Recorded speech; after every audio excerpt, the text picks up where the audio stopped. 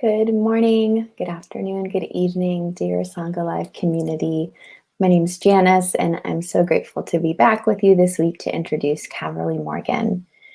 For those of you who are joining us for the first time, welcome. Please say hello in the sidebar. You can share where you're from. Welcome back, John, Jan. Hello, Julia. Hello, Joyce.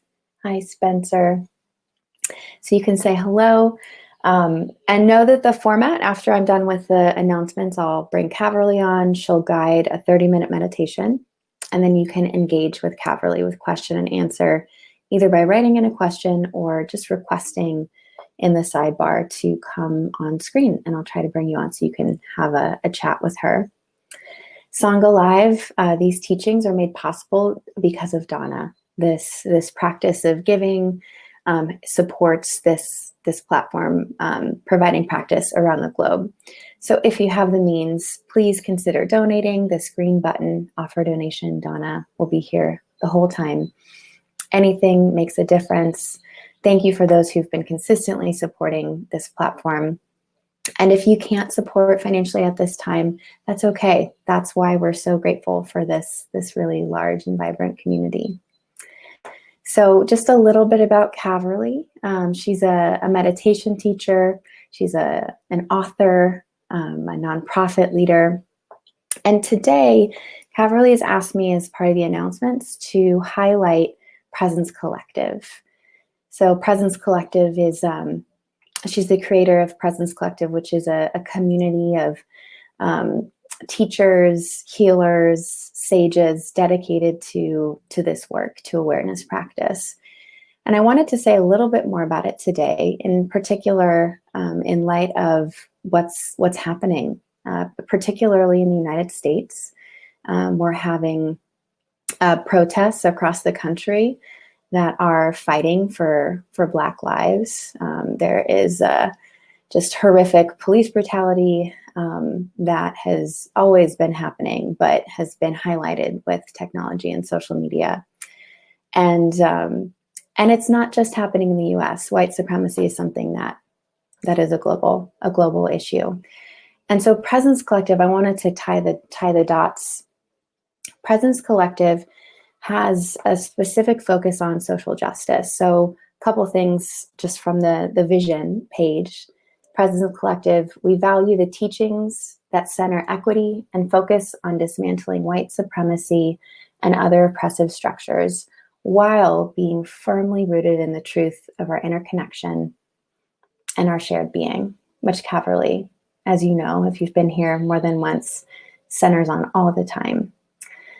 I'm going to be sharing the link to Presence Collective in the sidebar. After the announcements, you can read more about it. I'm actually a Presence Collective teacher myself. I'm have worked with Caverly for a decade now, and I'm honored to be part of this community that's sharing practice in the world, but in a way that really specifically touches on the relative plane, what's happening. And in June, specifically, we're really excited to have a great group of teachers presenting.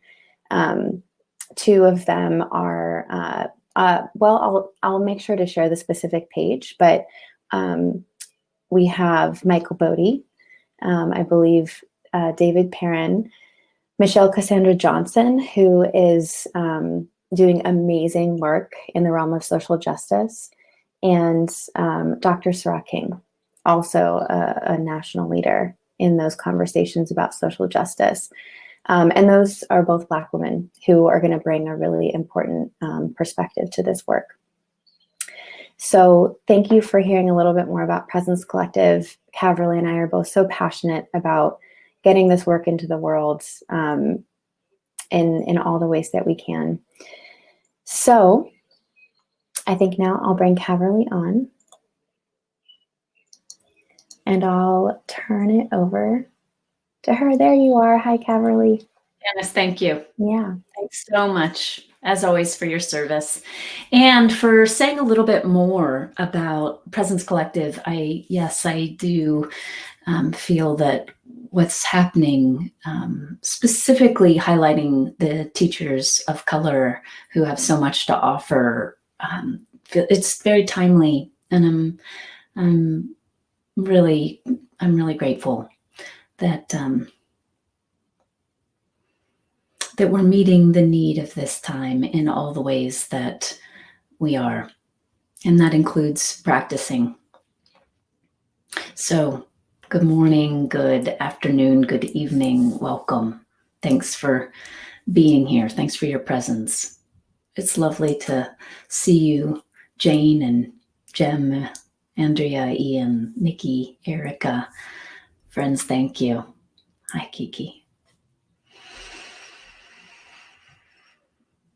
So and good morning from the first rose bouquet of my garden. It's a real treat to bring them to you today.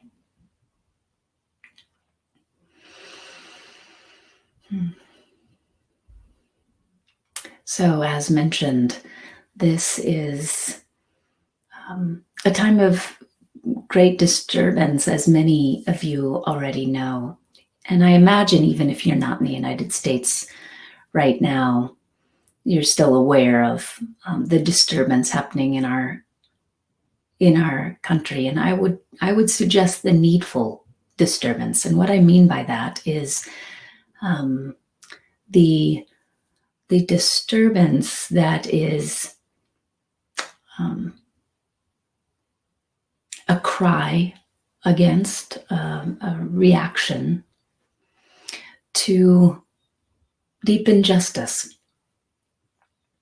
One of the things we've been focusing a lot in these sessions is the recognition of our shared being, that our being doesn't belong to me.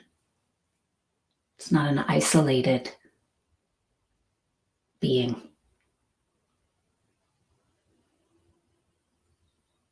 So we're in a time in which the breaches in that shared being are being highlighted. And I think for me, it's important to hold that in my practice. As you've heard me say, if you were here last week, holding this question of how might we have our practice be a resource for moving into the world versus falling into a conditioned habit or old habit, of having our practice be a way in which we might avoid what's happening. So this morning, based on all of the disturbance that has been occurring throughout the weekend, and again, if you're not in the United States, I imagine that you can relate to disturbance. I wanted to focus on body, being in the body. Body is as an anchor of sorts.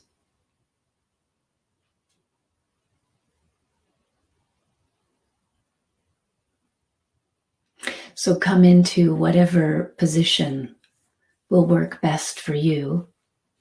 And we'll spend one more moment before we begin the meditation with me getting the opportunity to hear some more words from you. So if you would write in the sidebar anything you're present to in this moment, I'll be weaving into the meditation what's here now. So thank you for saying hello on the sidebar to so many of you. Now, if there's anything that's alive for you that you're present to, that you wish to name, I'd love to hear that.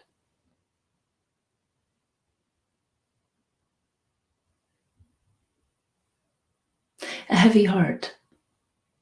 Thank you. Unsettled and distracted. Yes.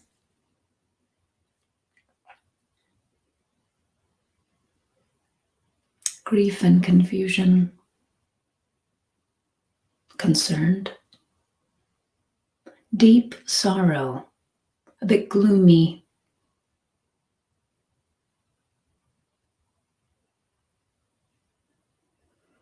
My sweet daughter is sitting on my lap. How lovely.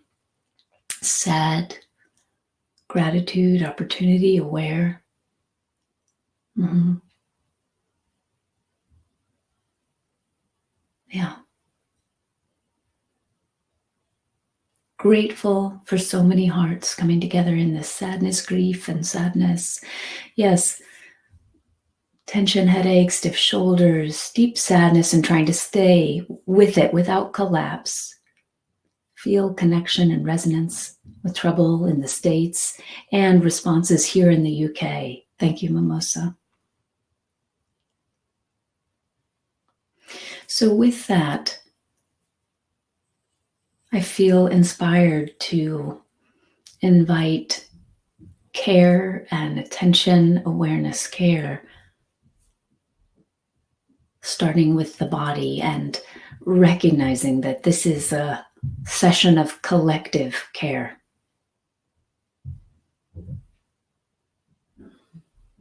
We're here together. Thank you for being here together, for caring, for self, other, and the world.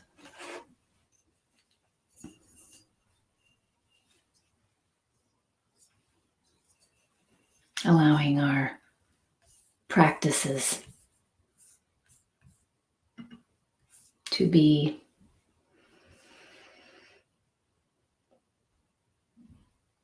illuminated as a collective field, one collective field of care.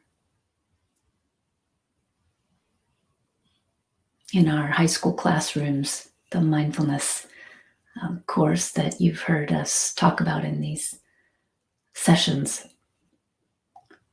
care, the environment of care that we create stands for confidentiality, acceptance, reverence, and empathy.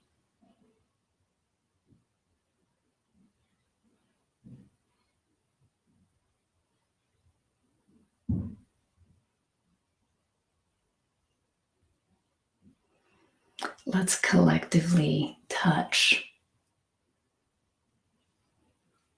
our internal environment of care and our shared, created through this Sangha, through this community, our created collective environment of care.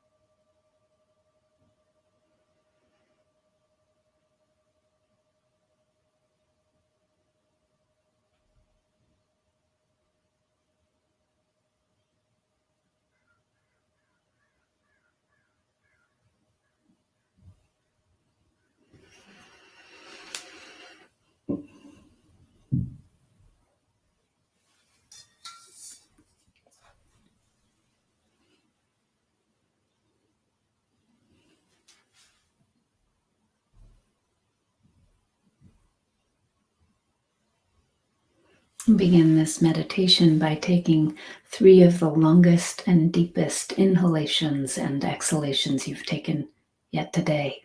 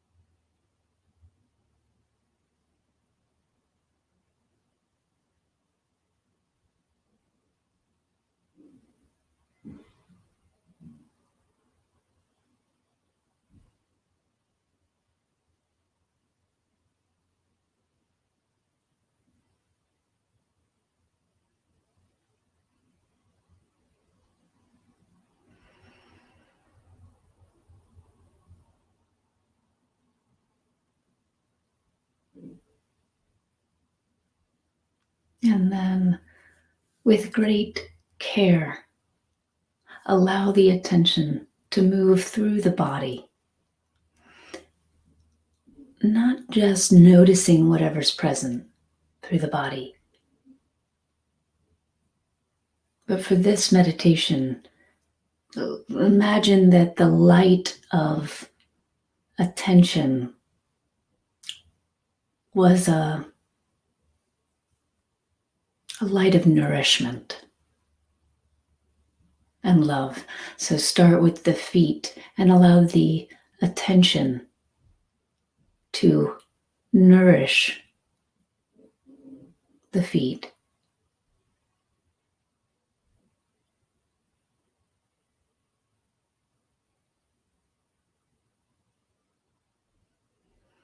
You can't do this wrong if you are noticing any internal voice of like, what does that mean? I don't know what to do with that. Just notice the feet. But for this meditation, I want to intentionally invite the infusement, if that's a word. I want to invite you to infuse your experience of attending to with care, love, a light of nourishment. So nourish the feet with your attention.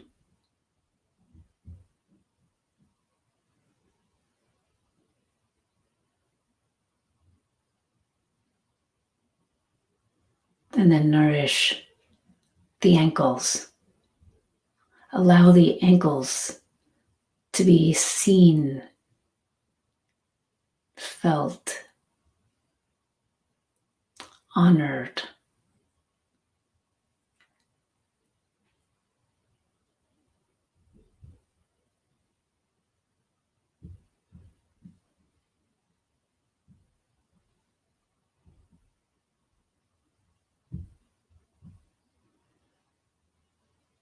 Allow the light of your attention to move through your lower legs and knees.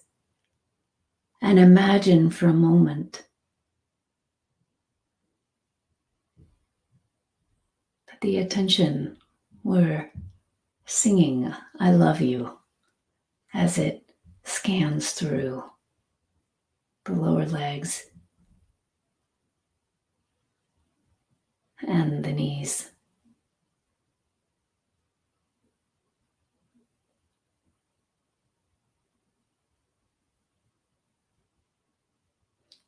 And allow the light of attention to move through the upper legs into your hips and pelvic bowl.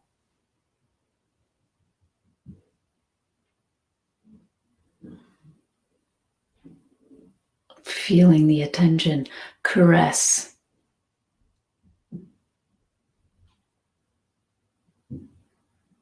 sensation.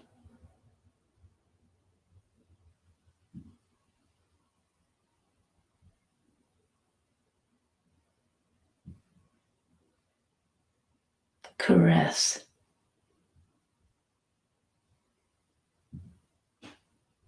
This beautiful experience of being in the body, of being embodied.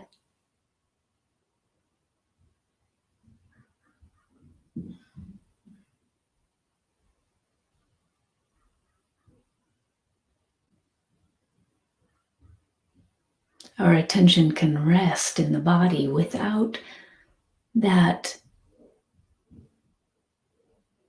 experience highlighting or exalting the notion that the body is a prison, that it's limited and contained, constricted.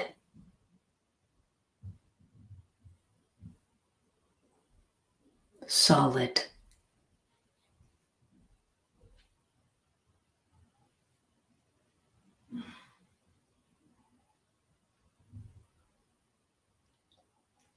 Allow the attention to move through the torso, just caressing the front and the back and the sides of the torso. Allow the attention to lovingly swim through the spine, moving from the base of the spine up through the torso.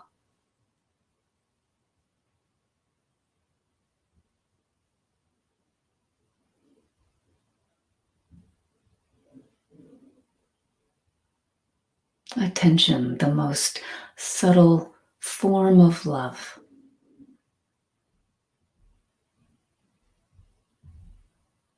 So loving your way through the body.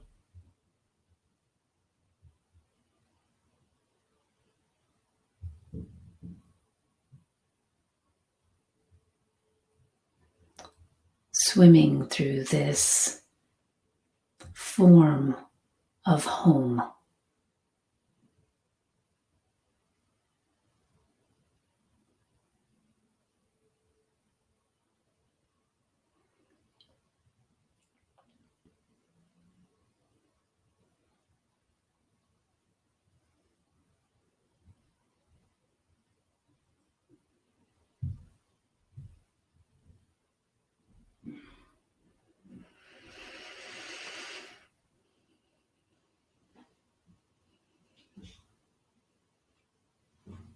Allow the attention to swim through the collarbones, shoulders, allowing the shoulders to drop down the back, to release and open.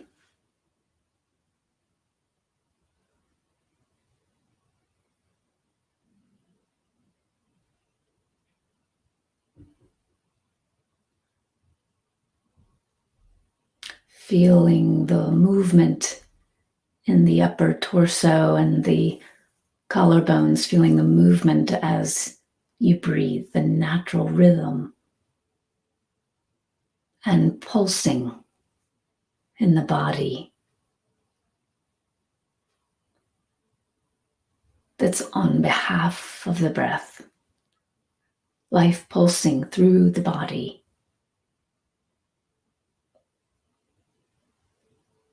In glorious response to the breath.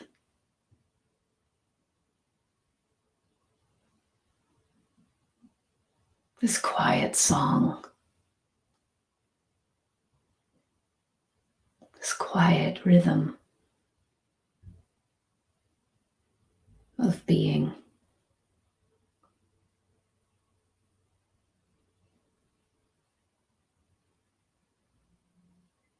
This meditation, a love song to the body, if you will.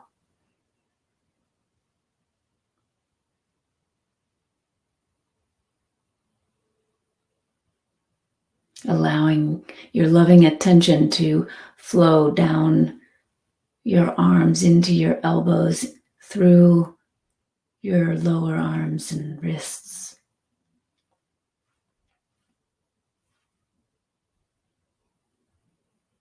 Appreciating your arms.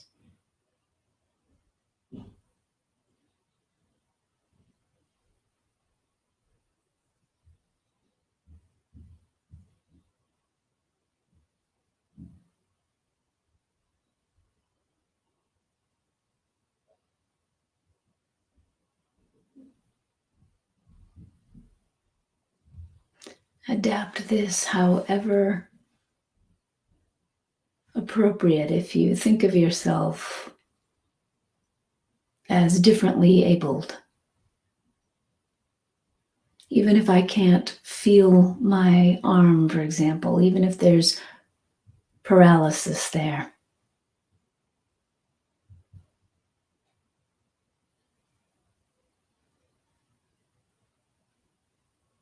I can lovingly attend to what is here.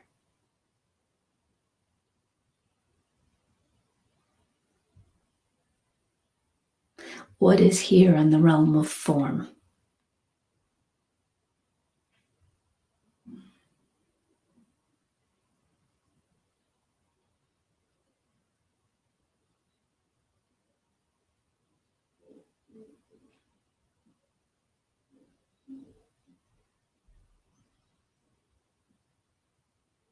something is, or you wouldn't be hearing these words. Appreciate this something.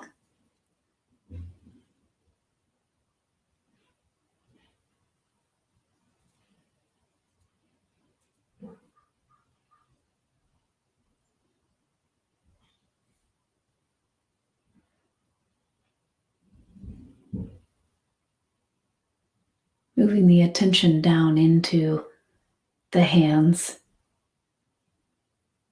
And again, I know there's at least one person on the call that has one hand attending to what's here.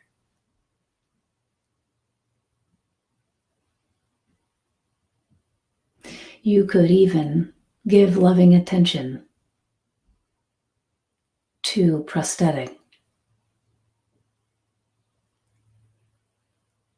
to that which is here for your support, this extension of body.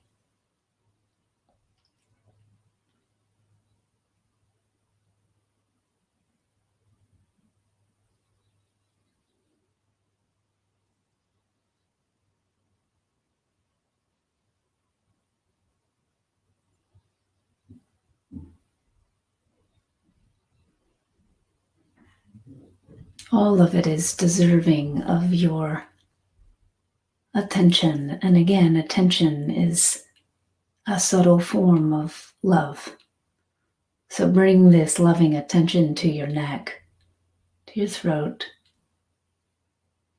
inside, outside the neck, feeling the breath move freely through the neck.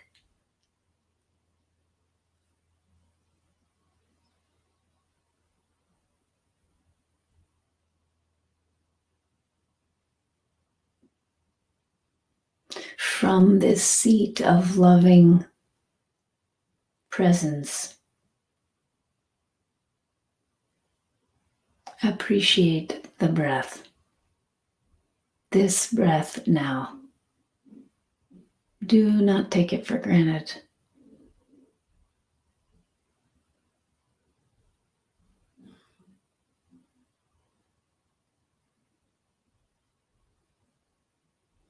Collectively, together, can we allow ourselves to be with and hold and feel the impact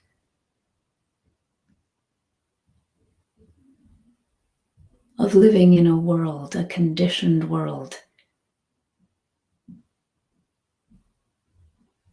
in which some can't breathe? Can we be with that? Again, can we feel what there is to feel around that?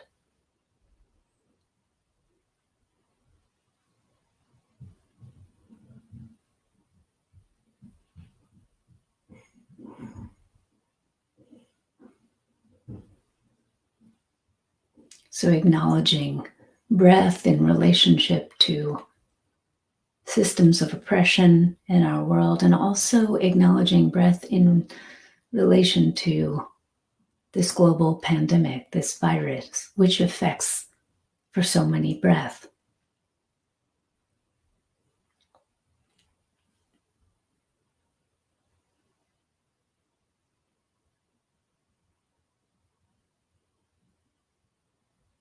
Can we give our attention, our loving attention to this experience of breathing now, while offering freedom of breath to others energetically?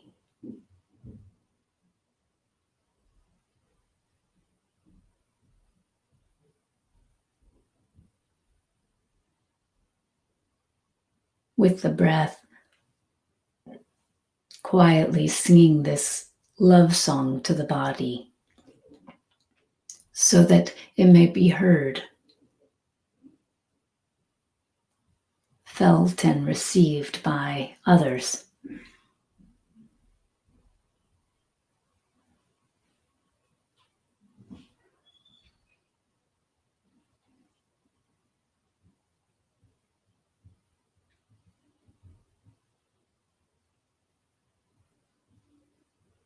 Moving the attention up through the head,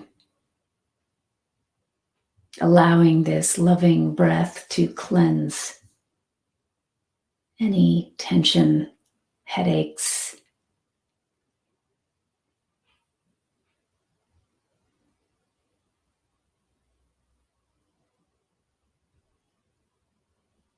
the breath like warm water moving through the head, lovingly inviting opening, ease,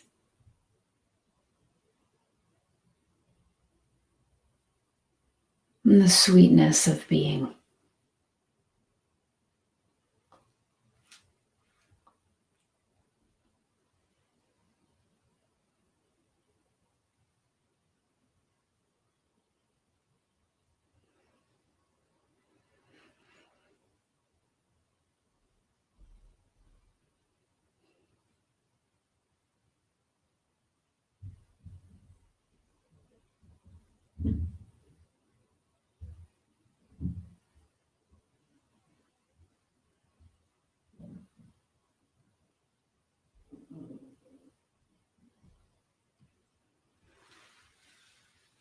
And last, bringing your loving attention to your skin.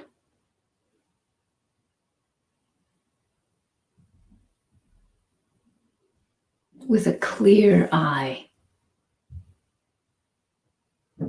naming the color of your skin.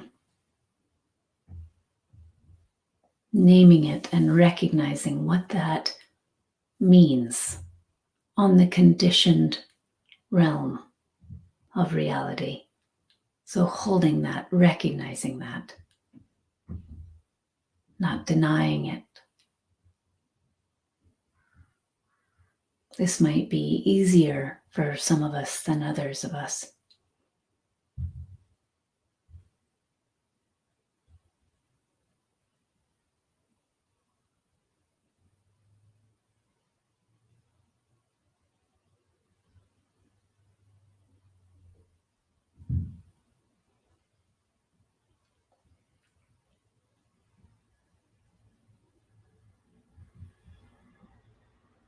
On this relative plane of existence, the one in which the body moves through, our lives are impacted by skin. So creating space in our practice to be with that, to breathe into that.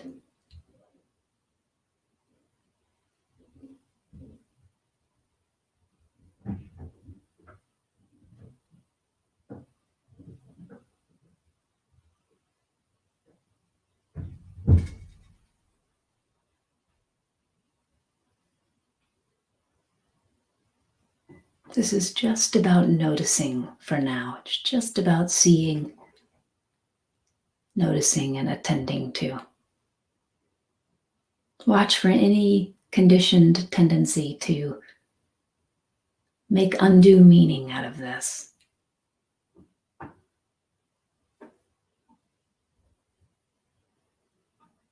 There's nothing for you to do right now other than rest in loving attention to the body while not ignoring any aspect of body.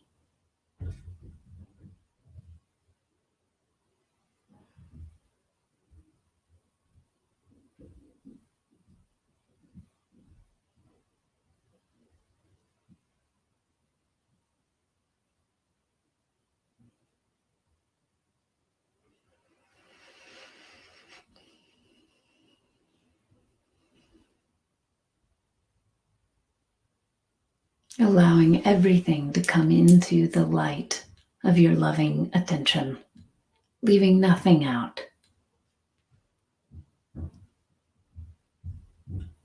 Everything embraced in this love song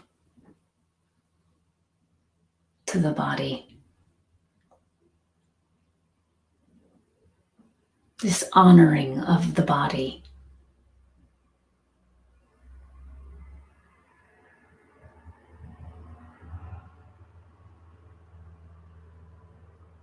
And this seeing clearly of the body.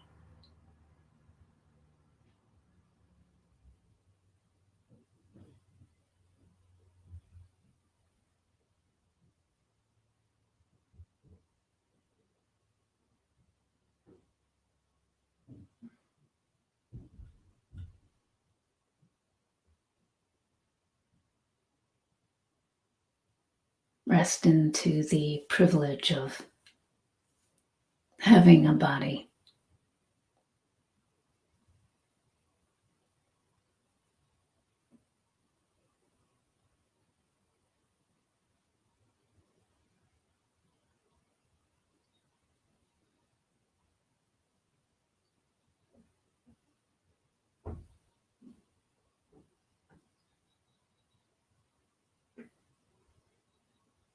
Rest in the glorious thank you.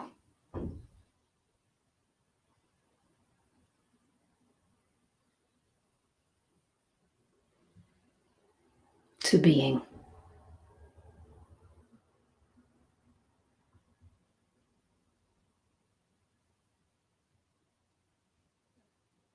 And to the body.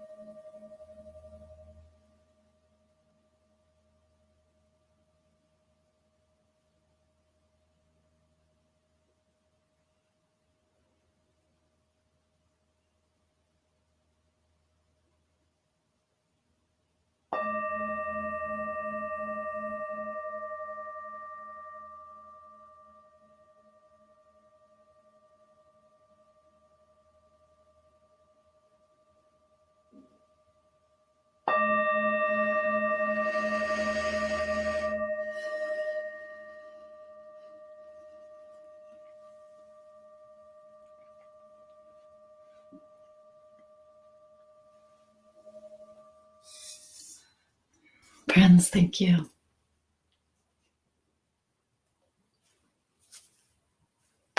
Thank you for your quiet presence, for your participation in this collective song. This is my moment to remind you to donate if you're able. Donate button below.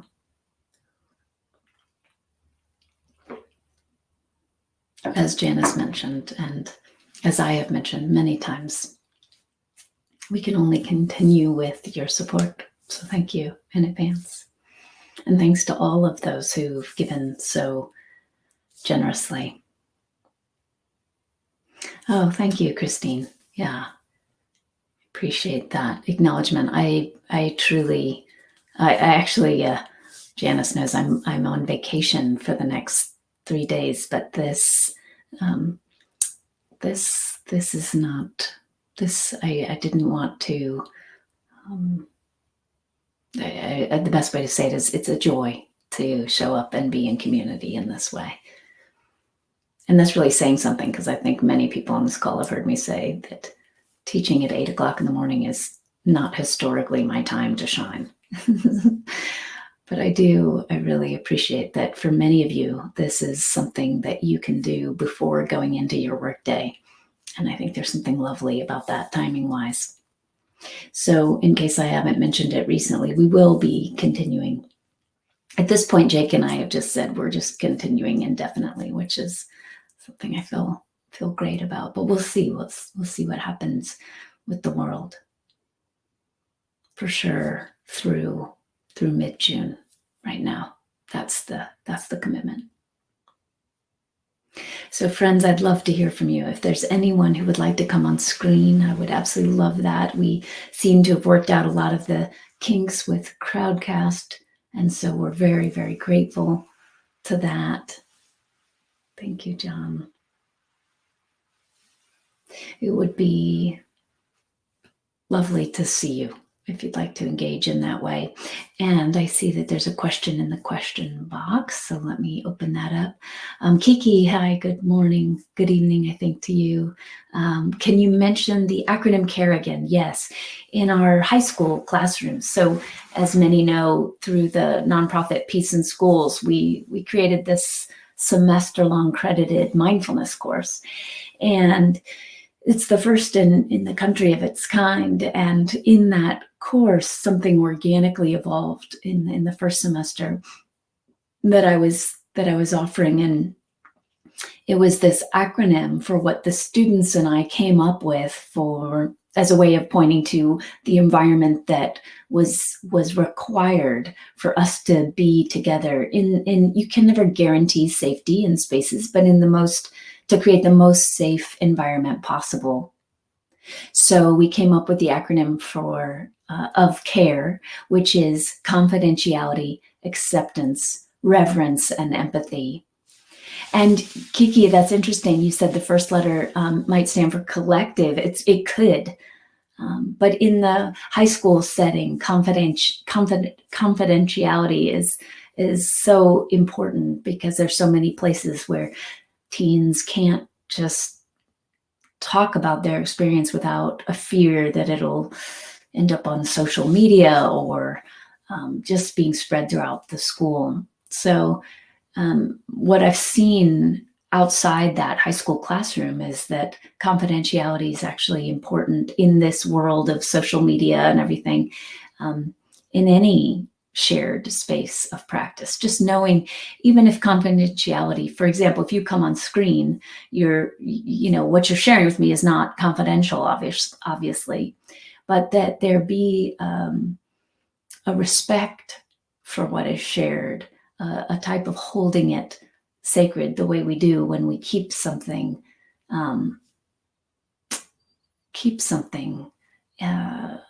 confidential, that it's got that same quality, feels important. And then you said, I think you said the E is for empathy. Yes, it is. And the middle words again are acceptance and reverence. Reverence, such an important thing to point to, I think. especially, in our high schools. Yeah. So Sharon, thank you for the meditation, Caverly. My question is for people of color on this call.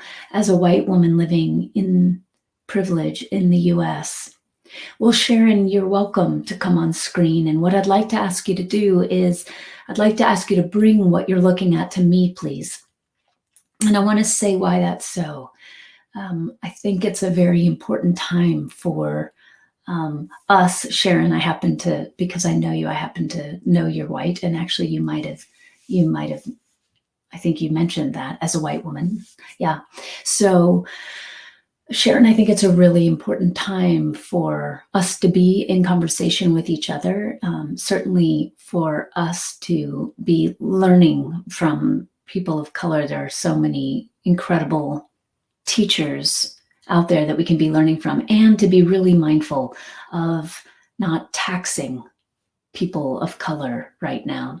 So if you think about the kind of irony of we're in a situation in which as white people, we've contributed this system of oppression. We've contributed to the marginalization of people of color, and then we turn around and we want them to help us. So it's just something to bring attention to, in my opinion. So Sharon, if you'd like to come on the screen, please do. And if that's not an option today, great. Hi, Sharon. Oh my gosh. It I worked. can't believe it, Caverly. I'm in shock. Great. Wow. Yeah, so my question is really, as a privileged white woman, with not a lot of social skills, what can I do? What can I say? I live in a complex that has many, many people of color, and I want to somehow convey my love and support. I don't want to be offensive. I'm ignorant. But I feel such a need to put myself out there somehow. Yeah. Well, Sharon, first I want to reflect back to you your care and your heart. I feel that you really care, and like so many of us, your care leads you to this question of, so what can I do?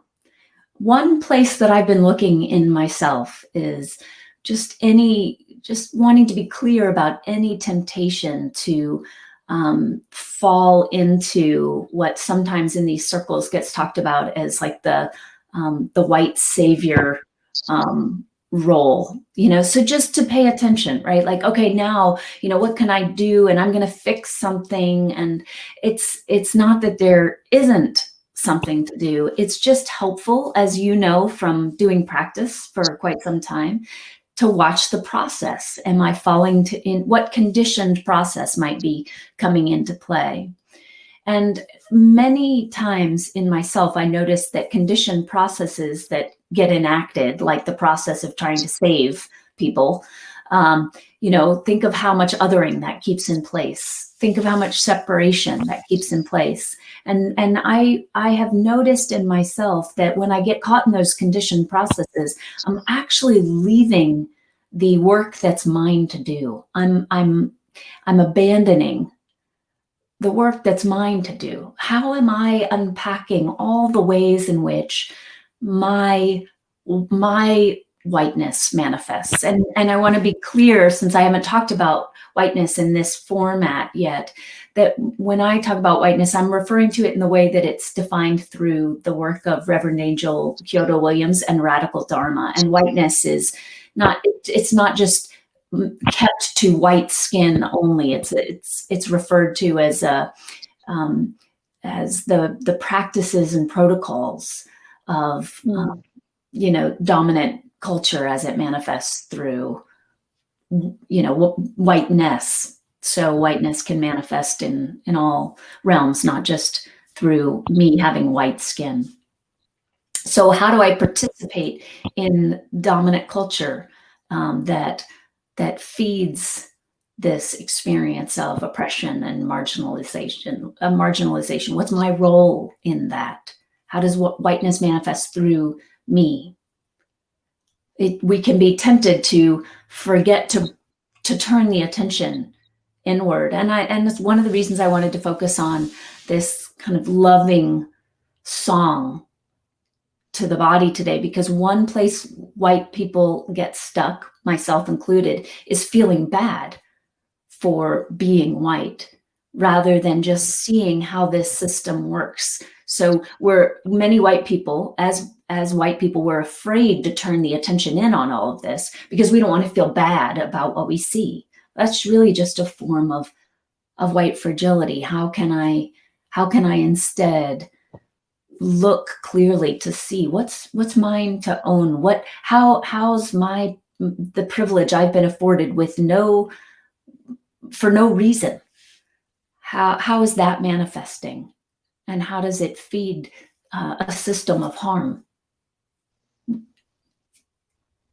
Can you feel the energetic difference between doing on that level versus now I'm going to go out and do? And again, that doesn't mean don't go out and do. It doesn't mean don't show your support in a protest or donate money to a nonprofit, Yes. which is a good idea. A nonprofit run by people of color. I guess I kind of get what you're saying, and I feel like mostly I do feel bad, and I do get stuck in that, and I am very aware of that, and I think that that's part of what leads me to just kind of ignore the issue. And Sharon, if I can just pause you there, Sharon, that's really important. I see a lot of that. I see folks not wanting to speak up because they're afraid they'll say the wrong thing. And we just have so much collective conditioning around feeling bad or feeling like we won't do it right. And in that we ignore and we stay silent. So I really appreciate you naming that. I just wanted to pause you to acknowledge that. Yeah, and so you know me, you know that I have social anxiety, and I don't talk to white people either. So there's a little bit of that.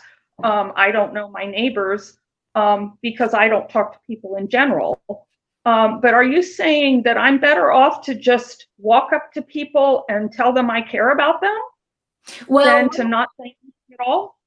You know what I'm saying, Sharon, is that I can feel your desire to do something, and that to turn that desire around to do the work that's yours to do around unpacking your relationship to privilege and your proximity to power in a societal way might be a really kind way to begin, because that will inform how you approach others.